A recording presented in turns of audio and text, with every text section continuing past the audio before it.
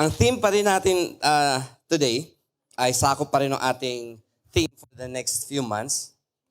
Ang theme natin is love and obedience. Sabi niyo nga, love and obedience.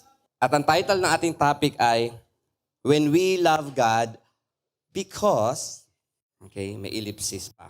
Alamin natin yan. Question po, mga kapatid.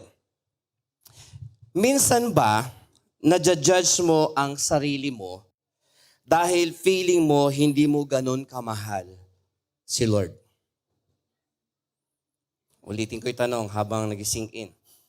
Minsan ba nadja-judge mo ang sarili mo dahil feeling mo hindi mo ganun kamahal si Lord? May ilang mga nagtanong sa akin yan. Di pong ganyan. May nagsabi sa akin lately, Pastor, parang feeling ko hindi ko ganun kamahal si Lord dahil sa mga naririnig kong preaching, yung pinag-aaral sa Bible, at feeling ko ang dami ko pang pagkukulang, and feeling ko hindi ko talaga ganun kamahal si Lord. Kung yan din ang feeling mo, yan ang pag-uusapan natin this morning. Okay? Paano mo malalaman yung level ng relationship mo sa Panginoon? Let's read 1 John chapter 5 verses 1 hanggang 3. Sabi dito, everyone who believes that Jesus is the Christ has been born of God. And everyone who loves the Father, loves whoever has been born of God. Verse 2, by this we know that we love the children of God when we love God and obey His commandments. For this is the love of God, that we keep His commandments, and His commandments are not burdensome. In Tagalog, ang sino mang sumasampalatayang si Jesus, ang Kristo ay anak ng Diyos. At ang sino man nagmamahal sa nagsilang ay nagmamahal din sa isinilang. Ganito natin malalaman na minamahal natin ang mga anak ng Diyos. Kung minamahal natin, kaya sabay niyo ako sa pagbasa, okay, nasa na ba tayo? Ganito natin nalalaman, okay, follow me, kung minamahal natin ang Diyos at sinusunod ang Kanyang mga utos. Verse 3, come on. Sapagkat ganito ang pagmamahal sa Diyos, na sundin natin ang Kanyang mga utos at hindi naman mahirap sundin ang Kanyang mga utos. Sa bandang dulo, I've heard some people na medyo against dyan. Hindi madaling sundin. Kung ako tatanong nyo, feeling ko hindi rin ganun kadaling sundin. Okay? At ang hirap. Okay? At the past few days ay medyo mahabang mga araw sa akin, mga kapatid. Kahapon, may mga schedule ako na hindi ko natupad. Except yung sa inner healing session. Mahirap sa akin, okay?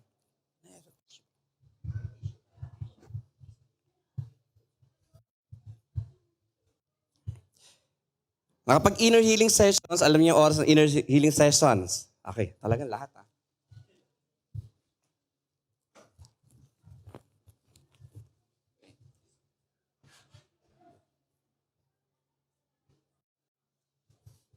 Okay, tuloy tayo. I was thinking, sabi ko, ang dami ko na mga dapat ginawa kapon hindi ko nagawa. Supposed to be ay nasa somewhere Commonwealth ako sa umaga after inner healing sessions. Tapos sa hapon ay marami akong lakad hanggang gabi. Pero I just spent the whole day na nagpapahinga. May mga nagtanong sa akin, ganito. Sabi ko, hindi ako nakaalis. Medyo nasobrahan ata ako sa over-fatigue. Every once in a while nangyayari sa akin yung, alam mo, parang yung laman mo ay parang nanginginig na hindi mo malaman. And then, that's the time nagsasabi yung katuwang ko, okay, sobra ka na sa over-fatigue, pahinga ka muna. It happens to me every once in a while. And kahapon, nagkaroon ako ng feeling, Lord, hindi ko ba naiayos yung sarili ko at nai-prepare ang sarili ko? Kaya hindi ko nagawa yung dapat kong gawin this whole day? At dahil ba doon, hindi ko ba naipakita sa iyo na mahal kita kasi hindi ko nagawa yung mga dapat kong gawin? Clear po? And we all have that same feeling na pag hindi natin nagagawa yung dapat nating gawin, especially kung mga gawain sa Panginoon or mga para sa loved ones natin, may feeling agad na ganun. At idagdag pa, pag may narinig kang o nabasa kang Word of God, may nag-remind sa'yo, side comments or purely opening up lang, nadadagdagan lalo. So, how do we love God na hindi natin ginajudge yung sarili natin kapag hindi natin nasunod ang utos niya? Pero, hindi malinaw sa atin na mahal pa rin natin si Lord. Okay? Try natin sagutin yan. So, main idea. Genuine love for God is rooted in our faith in Jesus Christ, and demonstrated through obeying and keeping. Sabi nyo nga, obeying and keeping God's commandments. Okay. 2 questions. 2 question lang to mga kapatid. And listen very carefully. Mabilisan ito. Talagang matapos tayo ng mas maaga. 2 questions on how to determine your level of relationship with the Lord. Ready na kayo sa 2 question? Tingnan mo ang katabi mo. Kung ready na siya. Tingnan ko nga.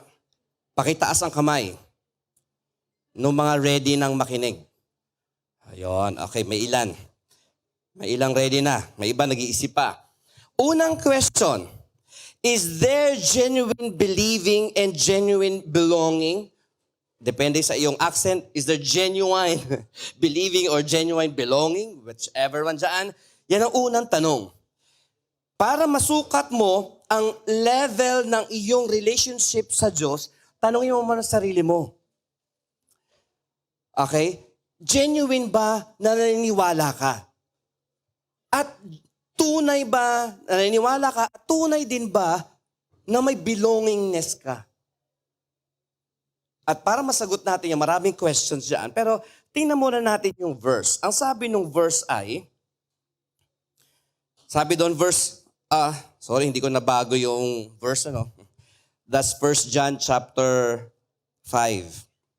Everyone who believes that Jesus is the Christ, okay, sabi doon, has been born of God, and everyone who loves the Father loves nalilito na ako. And everyone who loves the Father loves whoever has been born of Him.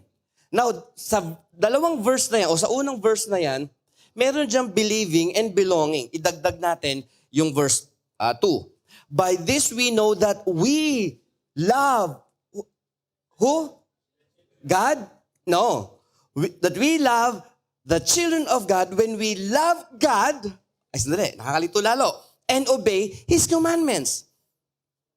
So paano ko mas malalaman kung anong level na ako ng pag-ibig ko sa Diyos sa punto na ito? We need to ask ourselves, tunay ba ang paniniwala mo at may belonging ba? Tingnan nyo 2 bagay. Yung naka-highlight na mga words dyan. Believes, loves, love, obey, love, keep. So halos 4 na word lang. Believe, love, obey, keep. Ilagay mo yung verse na yan sa context sa loob ng church. Isama mo na ang family mo. Yung physical family mo at ang church family mo. Pagsamahin natin yan. Okay na doon na kayo? Nakapasok na kayo? Habang nandoon ka, naniniwala ka ba na part ka talaga ng family mo? I mean, nung parents mo, kamakapatid mo. Part ka ba talaga doon? Pag nasa church ka, ito ba ang kinoconsider mo church family o nakikisilong ka lang? We need to ask At kung isipin natin ang body of Christ, tanungin din natin sarili natin, belong ba talaga ako dito? Para malaman mo na belong ka, unang-una, dapat meron kang faith or belief. Naniniwala ka ba na si Jesus is the Christ? Sabi rin, no? Everyone who believes that Jesus is the Christ. Ibig sabihin, kung may pinto dyan, at dito sa loob na to ay family mo at ang church family mo, pagpasok mo dyan, ang unang-unang tanong, naniniwala ka ba kay Jesus Christ? Okay? Kung ang sagot mo ay no, pwede ka pa rin pumasok. Kung ang sagot mo yes, pwede ka pa rin pumasok. Pero pag ang sagot mo ay no, wala ka pang belongingness. Pero, nag-o-observe ka na. Yes? Maraming mga tao uma-attend ng mga churches, Bible studies, pero observing pa lang. Sympathizer pa lang and observer. Dito ba talaga ako sa church na to? Feel ko ba talaga maging Christian? O nag-o-observe lang ako? Wala akong choice kasi nanay ko at tatay ko ay nandiyan dyan, ang family ko ay nandiyan, so nandyan lang ako. So hindi ka pa talaga belong. Pero you're welcome. Kung mindset ng pupuntahan mo, belong ka. Pero mindset mo, hindi mo pa binibelong ang sarili mo. Pero you're welcome. Okay? And then, sunod pa dyan. If there's belongingness and believing. Okay? May belonging kung may believing. Walang belonging pag walang believing. Basahin nyo ang buong book ng 1 John. Ang sabi doon, sa mga naniniwala dyan, okay? Sa mga naririnig nyo na tungkol sa sinasabi namin tungkol kay Jesus Christ, siya'y nahawakan namin, narinig namin siya, nakita namin siya, so that you may have fellowship with us. That's chapter 1 ng 1 John. Okay? Kung ikaw, chapter 3, kung ikaw ay children of God, napatawad ka na ng Diyos, humingi ka ng tawad sa Diyos, so ikaw ay part na ng family of God. Chapter 5, verse 13, if anyone, this is written that you may know that you have, to those who believe, that you have eternal life. So kung di ka paniniwala, wala kang eternal life, wala ka pang belongingness.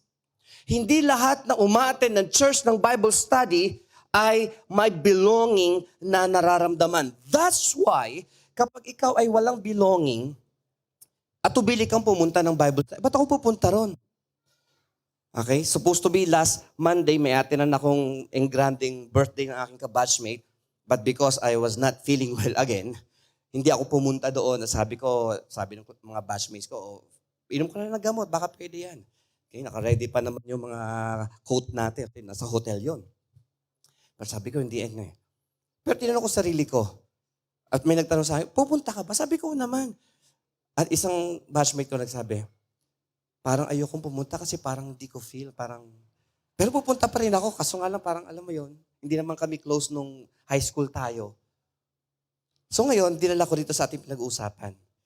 Pareho kami ng school, ng pinag-graduatean, pareho naming batchmate at classmate ko yung nag-birthday.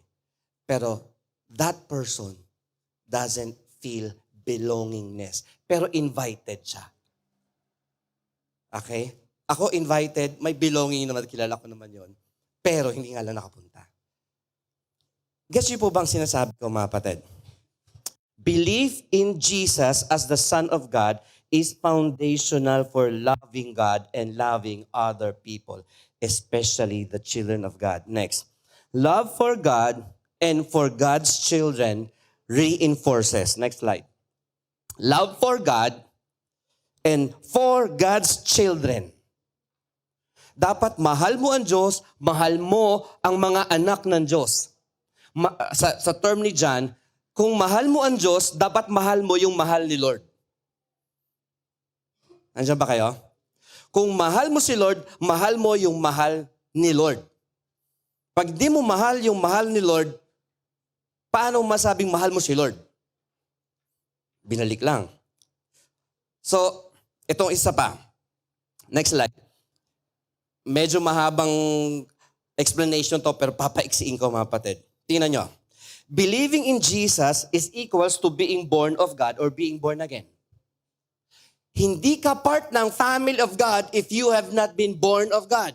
Sabihin natin, religious mo ng dating, pero ito sabi ng Bible, kung hindi ka pa nababorn again, born of the Spirit, pero may religion ka, you will not feel, you will believe na hindi pa ako belong dito. At kung asyumera tayo, hindi pa rin. Believing in Jesus is equals to loving the Father. Loving the Father is equals to loving the children of the Father. Kung mahal mo si Lord, mahal mo ang mga kapatiran, maski yung mga inaasar ka. At maski yung mga inaasar mo.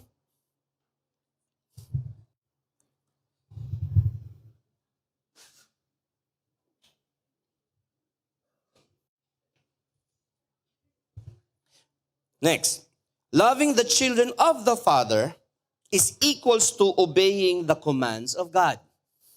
Kung mahal mo ang mga anak ng Diyos, susundin mo ang commands of God. Ito ang medyo magulo sa akin, mga kapatid. Anong pinag-uusapan natin? Love for God o love for my brethren? Ito ang totoo. Pareho. If you love God, same book 1 John, but hate your brother or your sister, masakit ang sinabi doon. Tayo ay nagsisinungaling. Kung hindi natin mahal yung kapwa natin na mahal ng Diyos, paano mo sabihin na mahal ko ang Diyos? Ang daming magulo, no? Keep up with me, mga kapatid. Love for God, ito madali, equals keeping His commandments. And I realize, mga kapatid, kaya may feeling tayo, ha? Okay na.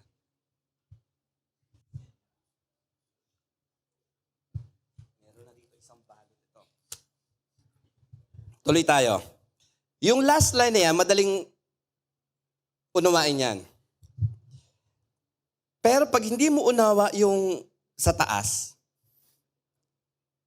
i-judge mo ang sarili mo na hindi mo mahal si Lord. Pero pwede din naman na mahal mo na si Lord. Good news to, ha? Pwede naman masabi mo na mahal mo si Lord.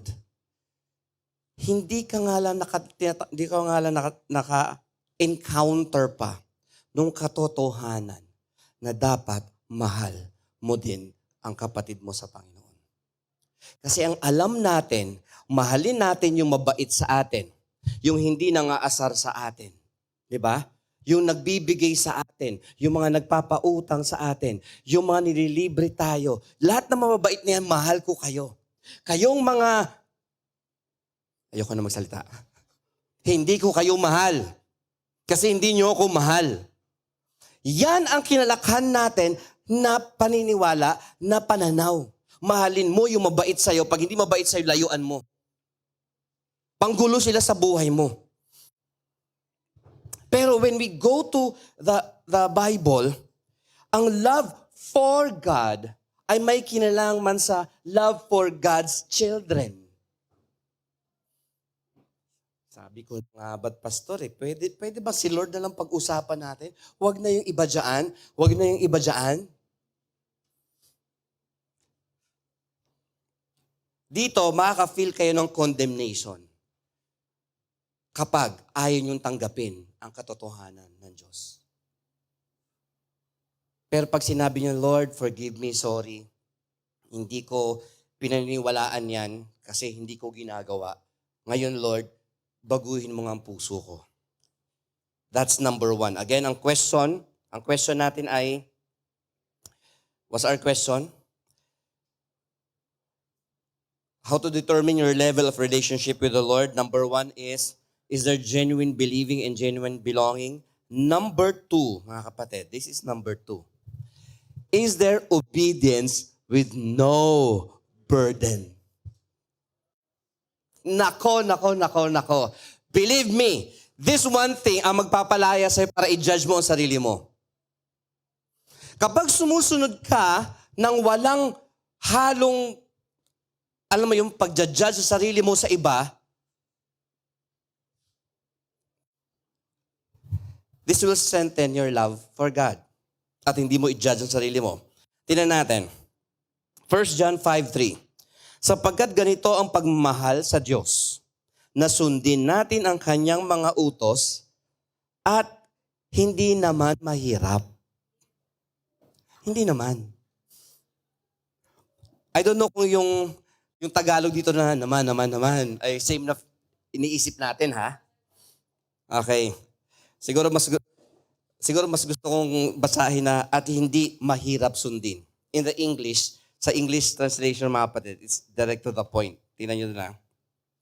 And His commandments not burdensome. I don't know ba sa translation sa Tagalog may naman. Kasi yung naman na yan, ay may laman yan. Ay may batichay. Diba? Masarap ba? Pwede naman. Diba? Okay ba yung ginawa? Okay naman. Diba? Mahal kaya niya si Lord? Siguro naman. Andiyan ba kayo? Pero ito, pakinggan niyo po ako mga kapatid. There are times na sumusunod tayo para ipahiya ang mga hindi sumusunod. I don't know kung dumating yan sa heart ninyo minsan.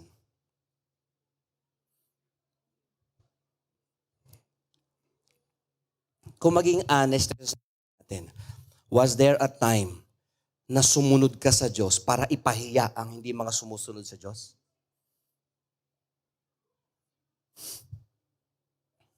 That's a question, mga kapatid.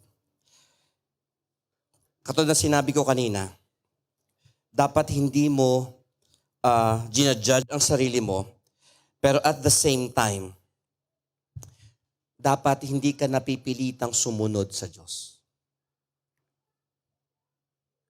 Iba yung napipilitan doon sa nagdadalawang isip. Kasi pag ang nagdadalawang isip, mas magaan na mag-explain ka sa kanya. Pero yung napipilitan, it's either hindi niya rin talaga gets, kaya hindi niya masunod, or gets niya, ayaw niya lang talagang sundin. So, balik tayo dun sa unang-una kong tanong. Bakit nakaka-feel tayo na ginajudge natin yung sarili natin sa mga ganitong usapin tungkol sa pag-ibig sa Diyos, Daddy? May mga nakakausap ka ba? O sarili mo? Na parang love and obedience ay mahirap na tema. Okay? After this month, meron pa tayong 4 months for this. Next.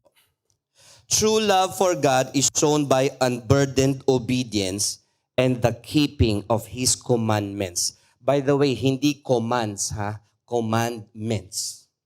Kung ikaw ay Hudyo, at sinabihan ka ni John the Beloved, the commandments of God, ang pinaka-focus doon is the 10 commandments. Pero commands, those are 600 plus, mga kapatid. 630 plus. Pero pag commandments, na according kay Christ, is love God. Yung first 4 commandments sa 10 commandments is about loving God. Huwag kang magkaroon ng ibang Diyos liban sa akin. Diba? Keep the Sabbath. Diba? At marami pang iba. Sa yung second half, which is commandment number 5 hanggang commandment number 10, is about your neighbor. Diba? Kaya sabi ni Christ sa New Testament, paiksiin natin yung commandments. 2 na lang. Love God with all your heart, soul, mind, and sin. Gusto mo himayin yun? First 10 commandments ng 10 commandments. Love your neighbor as you love yourself. The next 6 commandments. Yun yung detailed na ano niya. Hindi mo siya nanakawan. Hindi ka mag-false witness. Sa salita natin ngayon, hindi mo siya i-chismis. Pero kung tayo ay mga chismosa, we say we love God, pero chinichismis natin yung mga issues ng ibang mga tao na wala namang kinalaman yung kausap natin doon, for the sake lang na may masabi ka sa kanya, then you don't love your brother or your sister. Kahit na simulan mo, ipag-pray natin ito, ha? Kung hindi siya concerned dyan, hindi niya na dapat malaman yan. Kasi, hindi niya kapaka i-handle or hindi siya involved, why not kausapin muna natin yung mga involved? Di ba? Pero hindi, maihinga ko lang to, pastor. Sige, ihinga mo yan. Pero wag naman buong baryo. Okay? Yung may tiwala ka na kaya kang tulungan. Or kung ibang tao yan, ang kakausapin mo ay yung pwedeng makatulong din sa'yo para kayong dalawa ay matulungan ng mga tao na yon. Pero kung tayo ay bulalas ng ating mga pinagsasabi, especially pinagsasabi natin sa kapwa natin na hindi natin kasundo o hindi natin type sila, then we need to check ourselves. Mahal mo ba talaga si Lord? Ayan, pastor, lalo ko na ginajudge ang sarili ko. Hindi. Gusto kong tanggalin mo yung pag-judge mo sa sarili mo sa pamagitan ng pag-alam sa katotohanan. Dahil pag alam mo ang katotohanan, hindi ka manghuhula. At pag alam mo ang katotohanan, hindi ka na manghuhula, masusunod mo pa ito ng mas maayos. Okay? Andiyan ba kayo? Change your perspective and view God's commands as expressions of His love and guidance rather than restrictions. Nako, old example ko dyan ay may nagsasabi sa akin noon pa. Sabi niya, ayoko maging Christian, ayoko maging born again. Bakit? Ano ba? Sige, ano man ang ibig mo sabihin dyan, tanungin lang kita, bakit? Kasi ang daming bawal sa inyo. You see, anong pananaw niya? Pag nag-join ako sa inyo, maraming bawal. At yung ginagawa ko, hindi ko na pwedeng gawin. So anong pananaw niya tungkol sa salita ng Diyos? Institusyon na maraming pinagbabawal. Pero ano ba talaga ang family of God? Ang family of God is your family para masabi na ikaw ay belong, na ikaw ay part ng God's family, naniniwala ka kay Jesus Christ, at ito ay ospital na nagpapagaling tayo, na later on maging army tayo para hahayo, at marami pang iba. Maraming tao ayaw maging Christian dahil sa maling pananaw. Ang iba naman ay inaatake yung Christianity, especially evangelical Christianity, kasi kung kayo ay Christian, ba't ganyan pa ang ugali nyo? At we are judged ng mga ganon. Pero what I mean to say ito, hindi sila ang piniplease natin, mga kapatid. It's the Lord. Kung itry mo i-please lahat ng mga questions na yon, katulad ko, magugulantang ka lang. Sasakit ang ulo mo. Sasakit ang bewang mo. Sasakit ang tuhod mo.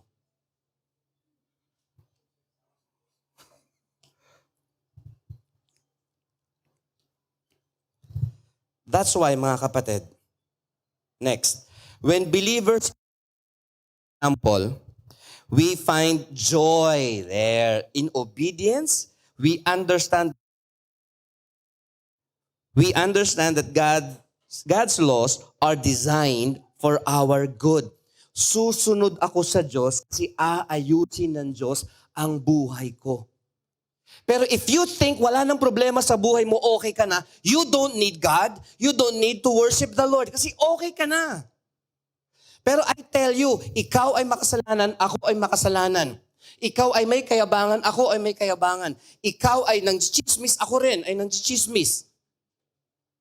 Ikaw ay nagkasala sa iyong parents, ako rin nagkasala sa aking mga parents. Hindi mo nasunod ang buong 10 Commandments, same here. Pero bakit tayo nag-join dito? Wala tayong mga kwentang lahat. Nandito tayo because we want God to change us, to forgive us. Gusto natin na maging bahagi ng isang family na walang judgers. Na hindi judging, we want to be a part of the family na tatanggapin ka as you are if you believe in Jesus Christ then. At family na hindi judging isa, kundi loving. At, amen ba? Parang, pwede ba mag-request? Pwede bang lambingan nyo ng konti, tingin nyo sa akin? Parang, habang tumatagal eh. Konti na lang, konti na lang ito mga kapatid. True love for God transforms obligation into joyful service. Part ka ng worship team. Part ka ng mga ushers. Part ka ng committees ng parating na YLC at paparating na Workers' Convention. Belong ka ba talaga? Do you feel this belongingness? At tayo, welcoming ba tayo? Sa mga maraming tanong sa buhay, sa mga hindi kasing bait natin, kung ganyan ang pananaw natin, are we patient with them? In conclusion, mga kapatid, true love for God is basahin nyo nga po ng malakas, kay 1, 2, 3.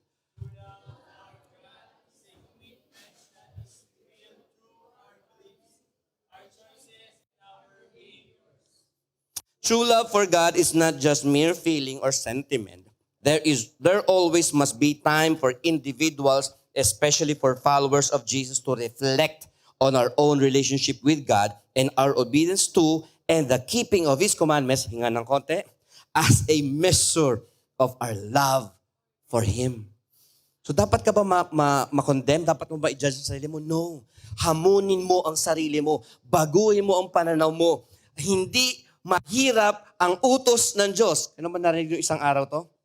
Kay Marjay ata. Inuutosan tayo ng Diyos. So ibig sabihin, sa pananaw ng Diyos, kaya natin siyang sundin. Sabi ni Jesus Christ, be holy for I am holy. Okay, Lord, imposible yan. Ba't niya inutos? Ibig sabihin, alam niya na may paraan para doon. So as we end this time, mga kapatid, ng ating pagbulay-bulay, again, don't judge yourself. Pero, challenge yourself. Commit yourself sa pag-grow in love and obedience sa Panginoon. Focus tayo. Learn more. At siguraduhin mo na sa pananaw mo, nag-e-enjoy ka. Tingnan mo ang katabi mo. Tanungin mo siya, nag-e-enjoy ka ba?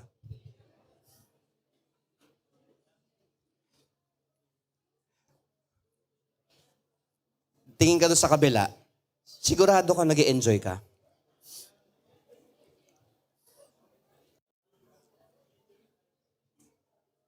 Okay? Amen. Amen. Close your eyes and bow your heads. Let's pray. Thank you, Lord. Father God, in Jesus' name, thank you for this time. Hindi pala namin dapat i-judge ang aming sarili.